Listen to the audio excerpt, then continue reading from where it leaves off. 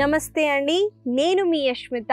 ETV life ఆధ్యాత్మిక channel జీవన యోగ కార్యక్రమానికి మీ అందరికీ స్వాగతం.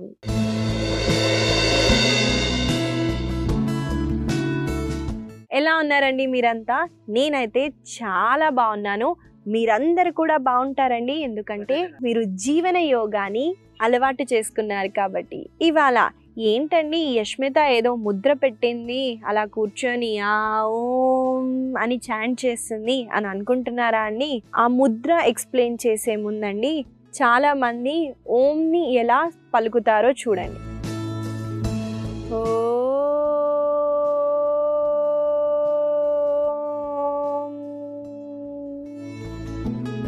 ఇది కాదండి, మనకి ఓం అన్న శబ్దాన్ని ఆ ఊ మకార ఈ మూడు శబ్దాలతో మనకి ఓం అన్నది ఫామ్ అయిందండి. కాబట్టి ఓ ఇది ఒక్కటే ప్రొలాంగ్ చేయకుండా ఈ మూడు శబ్దాలని మీరు ప్రొలాంగ్ చేస్తూ చేయటానికి ట్రై చేయండి. అలాగే నేను పెట్టిన ముద్రని శంఖ ముద్ర అంటారండి. ముందుగా శంఖ ముద్రని ఎలా చేయాలో చూపిస్తాను చూడండి. రెండు చేతుల్ని ఇలా స్ట్రెచ్ చేయండి. నా కుడి చేతిలో ఉన్న బొటన వేలని చూడండి, నేను ఎడమ చేతిలో మధ్యలో పెడుతున్నాను. తర్వాత నా ఎడమ చేతిలో ఉన్న 3 ఫింగర్స్ని, అంటే నా చిటికెడి వేలు, ఉంగరపు వేలు, మధ్యపు వేలతో మనము నా బొటన వేలని ఇలా క్లోజ్ చేస్తున్నాను చూడండి.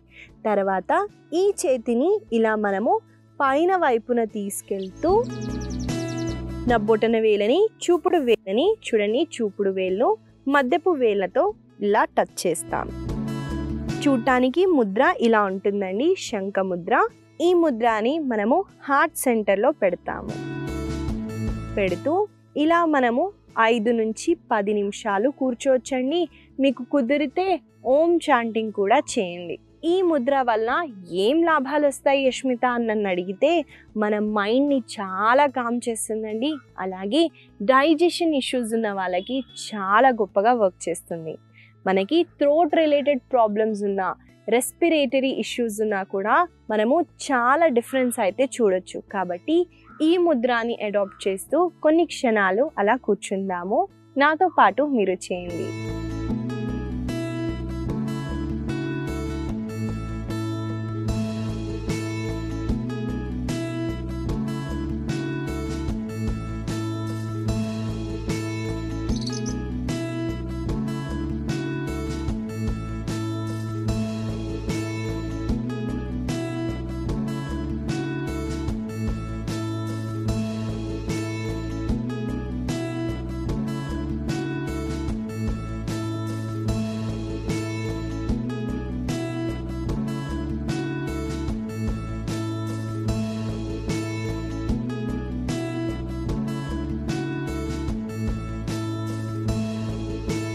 మెల్లగా రెండు చేతులని రిలాక్స్ చేస్తూ మీరు ఎప్పుడు కంఫర్టబుల్గా ఉంటే అప్పుడు కళ్ళని తెరవండి.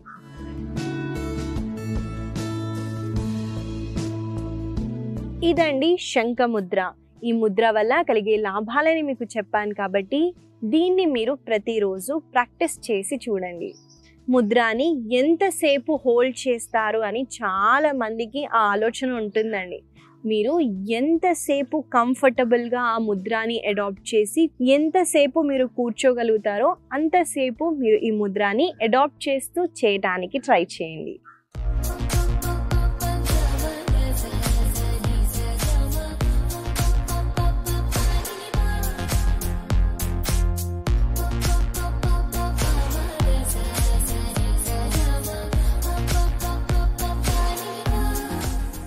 ఇవాళ మనము మన సాధనాన్ని మొదలు పెట్టేద్దామండి.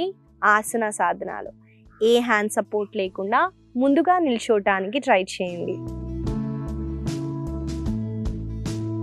ఇవాళ మన సాధనాలో మొదటిగా చేయబోయే ఆసన పేరు ఉత్కట ఆసన. దీన్ని ఇంగ్లీష్లో చైర్ పోజ్ అని అంటారని. ఆసనాలో ఒక చిన్న వేరియేషన్తో చేపిస్తాను. ముందుగా చూడండి ఎలా చేయాలో చూపిస్తాను. నేను ఒక వైపున టర్న్ అవుతున్నానండి. చూడండి, 2 కాళ్ళని దగ్గరికి పెడుతూ మోకాళ్ళని కూడా దగ్గరగా పెట్టండి. పెట్టిన తర్వాత శ్వాసని తీసుకుంటూ 2 చేతుల్ని పైకి ఎత్తండి. శ్వాసని వదిలేటప్పుడు మనము మోకాల నుంచి బెండ్ అవుతూ సీట్ని వెనక్కి తర్వాత కింద వైపున తీసుకెళ్తున్నాం. ఒకసారి పొజిషన్కి వచ్చిన తర్వాత కాళ్ళ వేళ్ళపైకి రండి.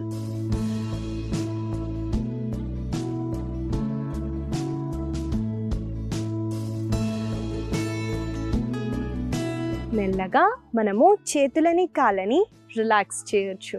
చూసారు కదండి, ఉత్కటాసనాలో ఒక చిన్న వేరియేషన్ అయితే మీతో చేయించాను. ఇక్కడ మనము ఆసనాలో మన సీట్ని ముందుగా వెనక్కి తీసుకెళ్ళి తర్వాతే స్క్వాట్ అవ్వాలండి.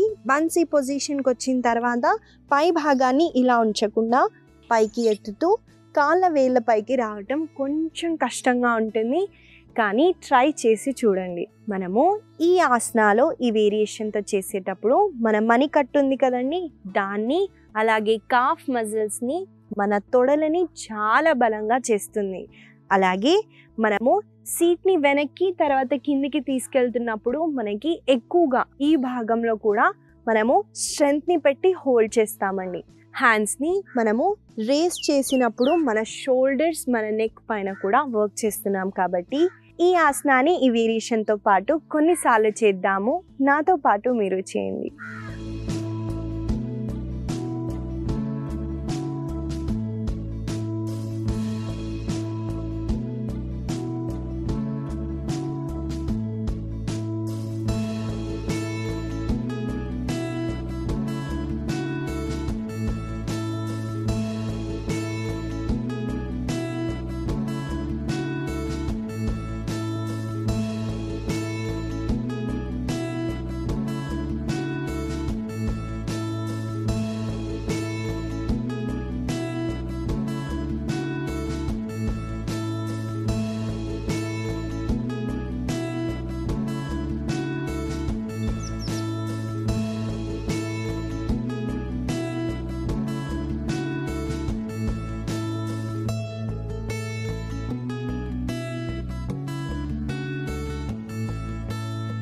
మెల్లగా మీ చేతులని కాళ్ళని రిలాక్స్ చేయొచ్చు. ఇదండి ఉత్కటాసన. ఈ ఆసన వల్ల కలిగే లాభాలని మీకు చెప్పాను కాబట్టి దీన్ని మీరు ప్రాక్టీస్ చేయండి. మనము తర్వాత చేయబోయే ఆసన కన్నా ముందు నేను ముందుగా చేయించాను కదండి ముద్ర చేయటం వల్ల ఏం బెనిఫిషియల్ ఉంటుంది స్మిత? మనము చేతులని అలా జోడించి పెట్టడం వల్ల ఏమవుతుంది అని నన్ను అడిగితే, చూడండి, పంచమహాభూతాలు మన చేతుల్లోనే ఉన్నాయండి. మన చేతు వేలు, ఒక్కొక్క వేలు మనకి ఒక్కొక్క ఎలిమెంట్ని రిప్రజెంట్ చేస్తుంది. మనము ముద్రాలు అడాప్ట్ చేయటం వల్ల మన బాడీలో వాత పిత్త కఫ దోషాలని కూడా బ్యాలెన్స్ చేయొచ్చండి. మనకి దోషాలు ఇన్బ్యాలెన్స్ అయితేనే హెల్త్ ఇష్యూస్ అయితే వస్తాయి. కాబట్టి వీటిని ముద్రాల ద్వారా కూడా మన ఈ దోషాలని బ్యాలెన్స్ చేస్తూ ఆరోగ్యంగా ఉండొచ్చు. అలాగే ఒక వయసు వచ్చిన వాళ్ళకి ఫిజికల్ యాక్టివిటీ ఎక్కువగా కుదరదండి. వాళ్ళు కూర్చొని కూడా ముద్రాలు చేసినా కూడా వాళ్ళు కూడా హెల్తీగా హ్యాపీగా ఉండొచ్చు. మనము తర్వాత చేయబోయే ఆసన పేరు గోముఖాసన. ఈ ఆసనాలో ఒక చిన్న వేరియేషన్ అయితే చేస్తానండి. వేరియేషన్ అంటున్నావు ఏంటి స్మిత ఇది అని అంటే, ఒక ఆసనాన్ని మనము ఇంటెన్స్గా చేయటం లేదా అదే ఆసనాలో మనం ఏదైనా మూమెంట్స్ చేస్తే దాన్ని వేరియేషన్స్ అని అంటారండి. కాబట్టి మనము ప్రతిరోజు ఆసనాలని అలానే చేస్తే బోరింగ్గా ఉంటుంది కదండి. కాబట్టి నేను కొత్త వేరియేషన్స్ అయితే మీతో చేయిస్తున్నాను. చూసి ఫాలో అవుతూ నాతో చేయటానికి ట్రై చేయండి. ముందుగా మనము గోముఖాసన చేయటానికి దండాసనాలో కూర్చోవాలండి. కాబట్టి లెగ్స్ని అలా స్ట్రెచ్ చేస్తూ మనము దండాసనాలో ముందుగా కూర్చుంటాం. కూర్చున్న తర్వాత కుడి కాలని పైకెత్తండి. ఎత్తుతూ మనము కుడి కాలని ఎడమ హిప్ ఈ రీజియన్కి తీసుకెళ్తున్నాను. చూడండి, కాళ్ళని ముందుగా కొంచెం వెనక్కి తీసుకెళ్తూ పెట్టడానికి ట్రై చేయండి. తర్వాత మనము మన ఎడమ కాళ్ళని కూడా ఫోల్డ్ చేస్తామండి. చూడండి, నా 2 మోకాళ్ళు అన్నవి ఒకటే లైన్లో ఉన్నాయి. ఇది కరెక్ట్ అలైన్మెంట్ అండి. అలాగే కాళ్ళని కొంచెం వెనక్కి తీసుకెళ్ళడానికి ట్రై చేయండి. గోముఖాసన. గో అంటే ఏంటండి? మనకి గోమాత తెలుసు కదండి. ముఖ అంటే ఫేస్. మన కాళ్ళని మనము ఆ రూపంలో పెట్టామండి. పెట్టిన తర్వాత శ్వాసని తీసుకుంటూ నా కుడి కాలు పైన ఉంది కాబట్టి నా కుడి చేతిని పైకి తీసుకెళ్తున్నాను. తర్వాత ఎడమ చేతిని చూడండి వెనకాల నుంచి మనము ఇలా ఫోల్డ్ చేస్తూ హోల్డ్ చేయటానికి ట్రై చేయండి. చేసిన తర్వాత ఇక్కడ మనం శ్వాసని తీసుకుంటూ శ్వాసని వదిలేటప్పుడు కొంచెంగా ముందుకి బెండ్ అవ్వటానికి ట్రై చేయండి. మళ్ళీ శ్వాసని తీసుకుంటూ పైకి వస్తూ 2 చేతులని కాళ్ళని రిలాక్స్ చేయొచ్చు.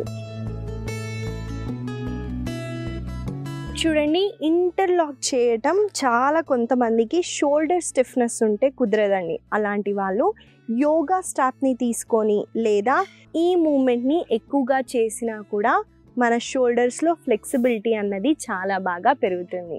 హోల్డ్ చేయడానికి రాకపోయినా ఏం పర్లేదండి, అలా హోల్డ్ చేస్తూ మెల్లమెల్లగా మనం చేయటం వల్ల ఈజీగా హోల్డ్ చేయొచ్చు. తర్వాత శ్వాసని తీసుకుంటూ శ్వాసని వదలటం. ఎంత అయితే అంత ముందుకి బెండ్ అవ్వండి.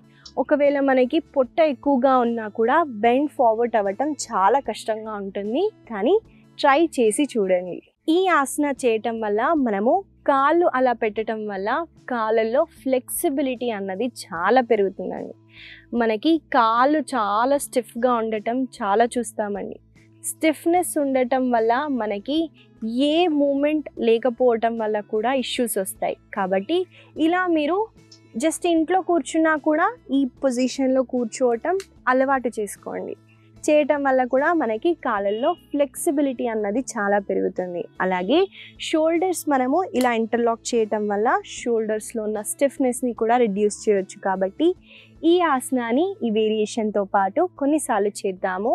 నాతో పాటు మీరు చేయండి.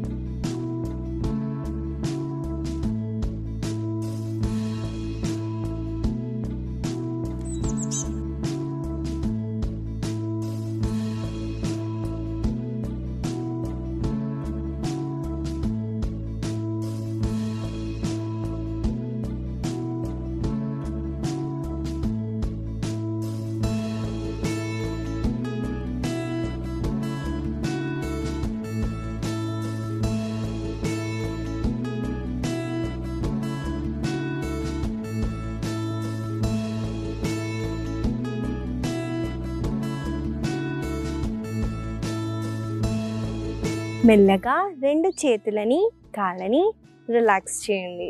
మీరు చూసినట్టయితే ఎడమ వైపున ఎక్కువగా స్టిఫ్ ఉన్నట్టు మీకు అనిపించుంటుందండి. కొంతమందికి కుడి వైపున ఎక్కువగా ఫ్లెక్సిబుల్ ఉంటుంది, ఎడమ వైపున ఎక్కువగా ఫ్లెక్సిబుల్ ఉండదండి. అది ప్రతి ఒక్కరికి ఉంటుందని లేదండి, కానీ చాలా వరకు ఉంటుంది. కాబట్టి మనము ఏ సైడ్ ఏ ఫ్లెక్సిబిలిటీ లేదో దానిపైనే ఎక్కువగా వర్క్ చేయాలి. ఎక్కువగా చాలామంది కుడి కాళ్ళతోనే మూమెంట్స్ చేయటం వల్ల ఈ వైపున ఫ్లెక్సిబుల్ అయిపోతుంది, ఈ సైడ్లో మనకి ఫ్లెక్సిబిలిటీ తక్కువగా ఉంటుంది. కాబట్టి లెఫ్ట్ సైడ్ కూడా చేయటం చాలా అవసరం అని నేను చెప్తూ ఉంటాను. కాబట్టి దీన్ని ఫాలో అవుతూ చేయటానికి ట్రై చేయండి. గోముఖాసన చేస్తున్నప్పుడు మనము చెస్ట్ని ఓపెన్ చేస్తున్నాం కాబట్టి హార్ట్ చక్ర పైన వర్క్ చేస్తున్నామండి. కాబట్టి రెస్పిరేటరీ డిసార్డర్స్ ఉన్న వాళ్ళకి చాలా బాగా బెనిఫిషియల్గా ఉంటుంది. కాబట్టి దీన్ని మీరు ప్రతిరోజు ప్రాక్టీస్ చేయండి. తర్వాత చేయబోయే ఆసన పేరు పరిఘాసన. ఈ ఆసన ఎలా చేయాలో చూపిస్తానండి. ఈ ఆసన చేయటానికి ముందుగా మనము మన మోకాళ్ళ పైకి రావాలి. కాబట్టి ఆ పొజిషన్కి వచ్చేయండి.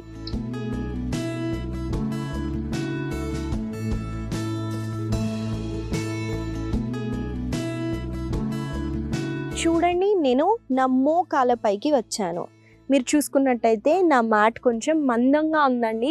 మనకి మ్యాట్ అన్నది చాలా పల్చగా ఉందనుకోండి, ఈ ఆసన ముఖ్యంగా మనము మోకాళ్ళ పైన ఉంటే ప్రెషర్ ఎక్కువగా ఉంటుంది. వాళ్ళకి నీ ప్యాడ్స్ కూడా అవైలబుల్ ఉంటుందండి. వాటిని తీసుకోండి, లేదా మందంగా ఉన్న మ్యాట్ని యూస్ చేయడానికి ట్రై చేయండి. ఈ ఆసన చేయటానికి మనము ముందుగా మోకాళ్ళ పైకి వస్తాము. తర్వాత మీరు చూసుకున్నట్టయితే నేను ఒక వైపున వెళ్ళానండి. అలా వన్ సైడ్ వచ్చేసి కుడి కాలని కుడి వైపున స్ట్రెచ్ చేయండి. చూసారు కదండి, ఈ పొజిషన్కి వచ్చిన తర్వాత శ్వాసని తీసుకుంటూ మనము 2 చేతుల్ని పైకి రేస్ చేస్తాం. ఇక్కడ ఒక చిన్న వేరియేషన్ అండి. చూడండి నేను ఎలా చేస్తున్నానో. శ్వాసని వదిలేటప్పుడు ముందుకి చూస్తూ బెండ్ ఫార్వర్డ్ అవ్వండి. ఇక్కడ మీకు బ్యాలెన్స్ అవుట్ అవుతున్నట్టు అనిపిస్తే వెనకాల ఉన్న కాళ్ళ వేలని టచ్ చేయటానికి ట్రై చేయండి. దానివల్ల మనము పడిపోతామన్న భయం ఉండదు. మనము మెల్లగా శ్వాసని వదులుతూ బెండ్ ఫార్వర్డ్ అవ్వండి. అయిన తర్వాత చేతులని కుదిరితే కింద డ్రాప్ చేస్తూ ఈ పొజిషన్లో ఉండటానికి చూడండి.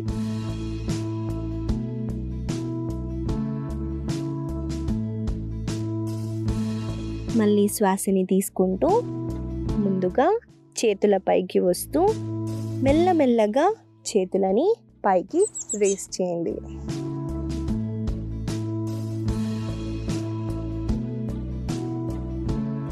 మనము ముఖ్యంగా అలైన్మెంట్ చూసుకుంటే అండి, మన మోకాలు హిప్ అన్నది ఒకటే లైన్లో ఉండాలి.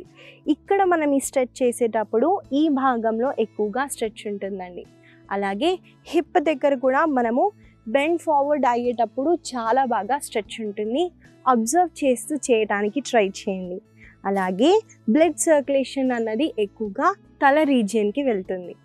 ఈ ఆసనాన్ని ఈ వేరియేషన్తో పాటు కొన్నిసార్లు అయితే చేద్దాము. నాతో పాటు మీరు చేయండి.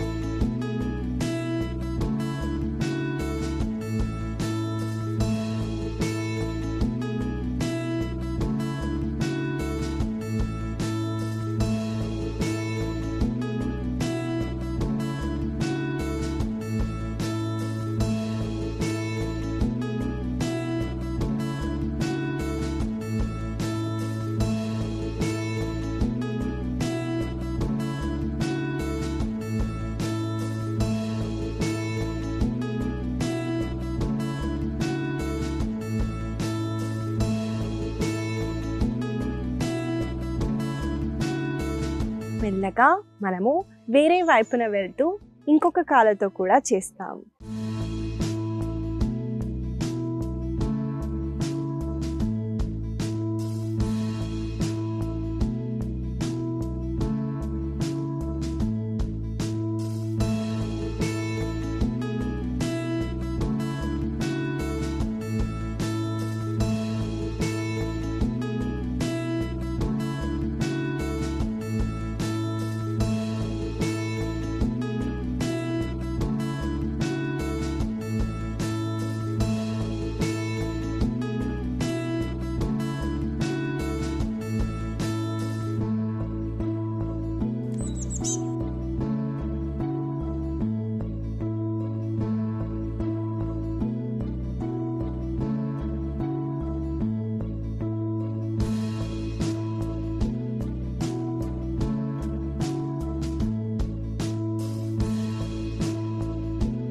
మెల్లగా 2 చేతులని కాళ్ళని రిలాక్స్ చేయండి. ఈ ఆసన చేసేటప్పుడు చూడండి మన యాంకిల్స్ దగ్గర ఎక్కువగా స్ట్రెచ్ ఉంటుంది. అలాగే ఇన్నర్ థై అంటారండి, అంటే ఈ భాగంలో కూడా ఎక్కువగా స్ట్రెచ్ ఉంటుంది. అలాగే గ్లూట్స్ అండి, ఈ భాగాన్ని గ్లూట్స్ అంటారు. దీన్ని మనం టోన్ చేయటానికి అలాగే వెన్నుముక్కని స్ట్రెంథెన్ చేయటానికి కూడా ఈ ఆసన చాలా బెనిఫిషియల్గా ఉంటుంది. ఈ ఆసనాన్ని ఈ వేరియేషన్తో పాటు మీరు ప్రతిరోజు తప్పకుండా ప్రాక్టీస్ చేసి చూడండి. మనము సుఖాసనాలో కూర్చుందాం. ఇవండి ఇవాళ మన ఆసనాలు. మనము కొన్ని స్ట్రెంథెనింగ్ ఆసనాలను అయితే చేసాము. వీటిని గుర్తుపెట్టుకుంటూ రోజు పొద్దున్న సాయంత్రం వేళల్లో తప్పకుండా ప్రాక్టీస్ చేయండి. ఇవాళ నేను మీకు ఇచ్చే చిన్న సలహా ఏంటంటే అండి, ఇంట్లో ఉన్న ఎనర్జీని మనము క్లెన్జింగ్ చేయటం చాలా అవసరం అండి. మన శరీరాన్ని మన మైండ్ని ఎలా క్లెన్జింగ్ చేస్తామో అలాగే మన చుట్టుపక్కన ఉన్న ఎన్విరాన్మెంట్ని క్లెన్జింగ్ చేయటానికి ఒక చిన్న చిట్కానైతే తీసుకొచ్చానండి. మనము ఒక గుప్పెడంతా వేపాకుని తీసుకోవాలండి. తీసుకున్న తర్వాత కాస్తంత కర్పూరం వేయండి, అలాగే బిర్యానీ ఆకు వేయండి. దాని తర్వాత ఒక 4 మనము లవంగాలని వేస్తామండి. లవంగాలు వేసిన తర్వాత పచ్చ కర్పూరాన్ని కూడా వేసి ఆ ఉన్న మిశ్రమాన్ని కాల్చి ఇంటికి అలా ధూపం ఇయ్యటానికి చూడండి. దానివల్ల అక్కడున్న ఎనర్జీని చాలా బాగా క్లెన్జింగ్ చేయొచ్చు. ఈ చిన్న సలహా మీకు ఉపయోగపడుతుందని ఆశిస్తూ మళ్ళీ కలుద్దాం.